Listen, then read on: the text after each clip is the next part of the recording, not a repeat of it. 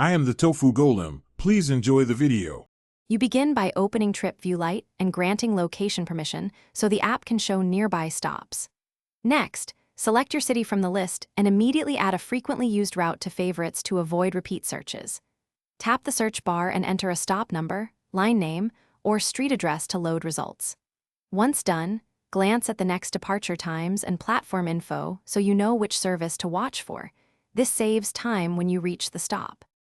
Once you have a stop or route loaded, make sure to enable live departures so the app prefers real-time updates over scheduled times.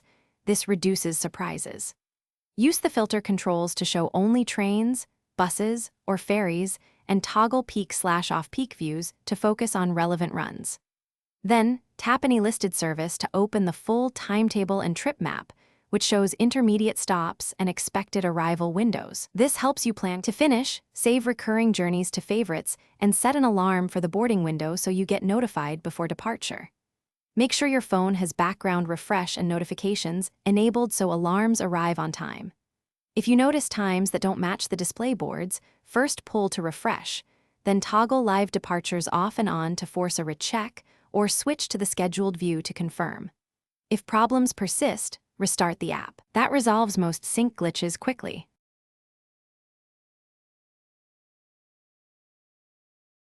Thanks for watching. Consider subscribing if we helped you today.